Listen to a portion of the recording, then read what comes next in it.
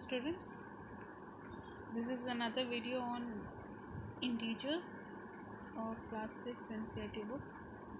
So in this video we will learn about division of integers. Before that we have already learned about addition, subtraction, multiplication and their properties for integers. Now we will go forward for division of integers. So for division of integers, since you have already learned how to multiply positive numbers and negative numbers all together, so for division the rules of multiplication are applied. जैसे आप लोग multiplication में करते थे उसी तरह division के लिए. Normally when a positive number divided by positive number, your answer is positive. When a positive number divided by negative number, your answer will be negative. जैसे आप multiplication में करते थे positive number multiplied with negative number gives answer negative, उसी तरह ये भी उसी तरह से होगा. Similarly, when negative number divided by positive number, your answer will be negative. And finally, when negative number divided by negative number, your answer will be positive. So this rule holds equally for multiplication and division. Okay, जैसे आप multiplication sign देके करते थे ये division के लिए भी वैसे ही होगा. So just divide them as you divide normally. जैसे 30 divided by 10. पहले negative positive देख लेते. When negative number divided by positive number, negative number divided by positive number gives you negative answer. So this is negative answer. 30 divided by 10 gives you 30. When divided by 10 gives 3. So answer is your -3. उसी तरह when positive number divided by negative, कोई एक उनमें positive हुआ तो answer negative में आएगा, negative. So 50 divided by 5 gives you answer -10. उसी तरह दोनों की दोनों नेगेटिव हैं तो आंसर किस में आएगा, पॉजिटिव में आएगा. So 36 divided by 9 gives you answer 4. Similarly, both the numbers are positive integers, so your answer will be positive. Gives you 5. This is very easy. Now I hope you can do divisions on this basis. Now come to another properties of integers for division. Integers के लिए properties आपने पढ़ा है multiplication, addition, subtraction के लिए. अभी division के लिए properties पढ़ते हैं. So पहले properties में क्या लिखा है देखो मैंने. Integers are not closed under division. Integers closure property integers के लिए division के लिए hold नहीं करता. Example ले लेते हैं. हमें क्लोजर प्रॉपर्टी बोलता है अगर हम एक इंटीजर को दूसरे इंटीजर से डिवाइड करेंगे तो हमें इंटीजर मिलना चाहिए. देखते हैं मिलता है कि नहीं. So if I will divide, suppose -6 is one of my integer when divided by -3. So it gives you answer negative divided by negative, answer आएगा पॉजिटिव में. Positive 6 divided by 3 2. ये एक इंटीजर है, ठीक है. यहाँ पे होल्ड किया है क्लोजर प्रॉपर्टी. चलो और एक लेते हैं example. Suppose I am writing -8 divided by 5. ये भी एक इंटीजर है, ये भी एक इंटीजर है. वो इन दोनों को डिवाइड करते हैं तो -8 डिवाइडेड बाई 5. ये क्या, इसका आंसर किस में आएगा. ऑब्वियसली इसका आंसर या तो फिर आपका फ्रैक्शन में आएगा, दिस इज़ -8/5, या तो फिर आप इसको डेसिमल में कन्वर्ट कर सकते हो. This is minus how much, divide करो 5 3 पॉइंट देना पड़ेगा. उसी तरह 5 6 4. So this is 1.6. इसका आंसर किस में आया, दिस द डेसिमल में आया. That means closure property hold नहीं करता. और ये वाला डेसिमल नंबर वो इंटीजर्स नहीं होते हैं, ये इंटीजर नहीं होते हैं, ये रैशनल नंबर्स में आते हैं. इसीलिए यहाँ पे क्लोजर प्रॉपर्टी होल्ड नहीं करता. ठीक है. ना come to division is not commutative for integers. Division commutative rule भी होल्ड नहीं करता डिवीजन के लिए. जैसे कि अब देखो, अब अगर ये सिंपल सा एग्जांपल लेते हैं, -6 divided by 3, -3 gives you only 2.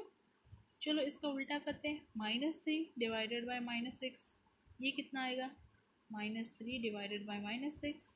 Negative negative plus हो जाएगा. 3 डिवाइडेड बाय 6 क्या आएगा, उसे स्मॉलर करेंगे तो 1/2 and which is equal to 0.5. ये दोनों आंसर सेम नहीं हुए. ठीक है. इसका मतलब ये है कि डिवीजन इज़ नॉट कम्यूटेटिव. ये दोनों आंसर सेम नहीं है. This is 2 and this is 0.5. तो both are not equal, so integer के लिए कम्यूटेटिव प्रॉपर्टी भी होल्ड नहीं करता। नेक्स्ट उसी तरह इंटीजर्स के लिए एसोसिएटिव प्रॉपर्टी भी होल्ड नहीं करता, ये आप लोग ट्राई करना, ठीक है। नेक्स्ट हम जंप करते हैं, ये बस मैंने लिखा है division is not associative, integer के लिए एसोसिएटिव प्रॉपर्टी भी नहीं होल्ड करता। So now come to another property, any integer a when divided by 0 is undefined but 0 divided by any integer gives the result 0। इसका क्या मतलब है, आप लोगों को पता है किसी भी होल नंबर को 0 से डिवाइड करोगे तो आंसर 0 आएगा। सॉरी, किसी भी ज़ीरो को अगर किसी भी इंटीजर से डिवाइड होल नंबर से डिवाइड करोगे, मतलब 5 divided by 0 divided by 5, answer क्या आएगा, 0 आएगा। उसी तरह any integer divided by zero, किसी भी इंटीजर को आप ज़ीरो से डिवाइड नहीं कर सकते हो, मतलब आपका डिनोमिनेटर कभी ज़ीरो नहीं रहेगा, वो एक अनडिफाइंड टर्म हो जाएगा, ठीक है। पर ज़ीरो को अगर आप किसी भी इंटीजर से, ए के बदले आप कुछ भी ले लो, आपका आंसर ज़ीरो ही आएगा। For example, you can not right 5 divided by zero, this is an undefined term. You can not right -9 divided by 0, this is undefined. Similarly, these are undefined. But if you write 0 divided by 2, so answer will be 0. 0 divided by -5, so answer will be 0. 0 divided by anything 100, so answer will be 0. तो 0 को किसी भी integer से divide करो, answer 0 आएगा, ठीक है। Now come to another. Any integer divided by 1 gives same number as the result, okay। मतलब आपको ये पता है, अगर आप 5 को 1 से डिवाइड करते हो तो आंसर कितना आएगा, 5 आएगा। मतलब अगर आप -6 को डिवाइड बाई 1 करते हो तो आंसर कितना आएगा, -6 डिवाइडेड बाई 1, -6 आएगा। इसीलिए बोलते हैं डिनोमिनेटर इंटीजर्स का जो होता है उनका डिनोमिनेटर 1 होता है, ठीक है। तो अभी अगर चलो -9 लिखा मैंने डिवाइडेड बाय -1 किया, इसका आंसर क्या आएगा बताओ। ये दोनों नेगेटिव है, हमें पता है negative number when divided by negative number gives you positive number, and उसका आंसर क्या आएगा, 9, ठीक है। किसी भी नंबर को आप 1 से डिवाइड करोगे, so you will get the same result. So this is all about the properties of division. चलो उसी बेस पर एक एग्जाम्पल मैंने यहाँ पे लिया है, एग्जाम्पल कर लेते हैं। So this example, in a test, +5 marks are given for every correct answer and -2 marks are given for every incorrect answer.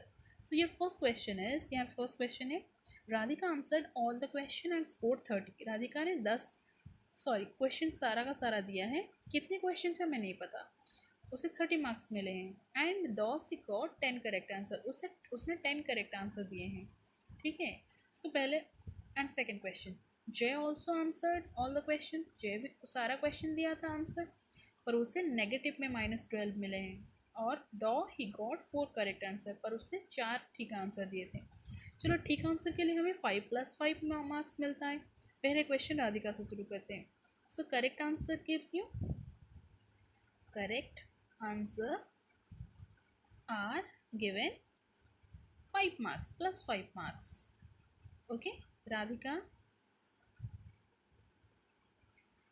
Radhika ने कितने करेक्ट आंसर दिए हैं, राधिका गॉट 10 करेक्ट आंसर्स। सो हर मार्क्स कितने आएंगे, हर marks her not her marks, so she is given marks for correct answer कितने आएंगे, correct answer के लिए तो कितना मिलना चाहिए, 10 करेक्ट आंसर दिया है, एक करेक्ट आंसर के लिए +5, सो उसे टोटल 50 मिलना चाहिए। बट हर स्कोर इज कितना है, उसे स्कोर कितना आया है, 30 आया है। तो 20 मार्क्स कहाँ पे गायब हो गए, नेगेटिव में गायब हुए, मतलब उसने कुछ आंसर्स को गलत दिया है। तो कितने गलत आंसर के लिए कितने मार्क्स, तो she got negative answers, negative marks, how much, कितने, 30, जितना उसका स्कोर है और जितना उसे मिलना चाहिए उसे माइनस कर दो, 30 से 50 माइनस कर दो, -20। इसका मतलब उसका 20 मार्क्स माइनस हो गए हैं. And we know each incorrect answer gets -2 marks. अगर एक इनकरेक्ट आंसर के लिए -2 मिलता है तो कितने इनकरेक्ट आंसर के लिए -20 मिले होंगे. So C attempted, so incorrect answers, so incorrect answers attempted are, कितने इनकरेक्ट में, टोटल -20. एक के लिए -2 डिवाइड कर लो तो आएगा कितना, 10. सो उसने 10 incorrect, therefore she attempted 10 incorrect answers. ठीक है. उसी तरह जे का करते हैं. सो जे का करने के लिए, so I have done this answer like this. तो जैसे हमने लास्ट क्वेश्चन किया, ये भी उसी तरह है. बस लास्ट क्वेश्चन में राधिका को पॉजिटिव में मार्क्स मिले थे. यहाँ पे जो जय है उसे नेगेटिव में मार्क्स मिले हैं. इसका ये मतलब है कि जय ने बहुत सारे रॉन्ग अटेम्प्ट्स किए हैं, जिसकी वजह से उसका आंसर माइनस में आ गया है. सो हमें पता है ईच करेक्ट आंसर के लिए हमें +5 मार्क्स मिलता है. और जय ने 4 करेक्ट आंसर्स दिए हैं, तो उन 4 करेक्ट आंसर के लिए उसे कितना मार्क्स मिलना चाहिए, 4 × 5 +20 मिलना चाहिए. सो हिज मार्क्स पर करेक्ट आंसर, उसके करेक्ट आंसर के लिए मार्क कितना होना चाहिए था, +20 होना चाहिए था. बट उसका स्कोर कितना है, बट हिज स्कोर इज़ -12. तो कितने सारे नेगेटिव नंबर्स उसे मिल गए, जिसके वजह से उसका मार्किंग -12 तक चला गया. So marks given for incorrect answer, that means जो भी मार्क्स उसे मिले हैं वो इनकरेक्ट आंसर्स के लिए माइनस हो गया है. तो उसके लिए क्या करेंगे हम, जितना उसका स्कोर है लास्ट में जैसे किया था, जितना उसका स्कोर है उससे जितना उसे मिलना चाहिए था उसे माइनस करेंगे. सो -12 से -20 करेंगे, उसे सब्ट्रैक्ट कर रहे हैं -+20. ओके. सो इसका आंसर कितना आएगा, -32. इसका मतलब उसे इनकरेक्ट आंसर के लिए -32 मिले हैं, करेक्ट आंसर के लिए +20 मिले हैं. सो इनकरेक्ट आंसर के लिए -32 मिले हैं. इसका मतलब है उसने कितना आंसर्स दिए होंगे जिसके वजह से उसे -32 मिले हैं. एक आंसर के लिए -2 मिलता है, तो कितने आंसर के लिए -32 मिलेंगे. सो -32 divided by -2. So number of incorrect answer given by him, उसने -32 divided by -2 gives you 16 incorrect answer उसने दिए हैं. सो ही attempted 16 इनकरेक्ट आंसर्स. ठीक है. I hope you understand this video. Try to understand it and go for the exercise. Thank you.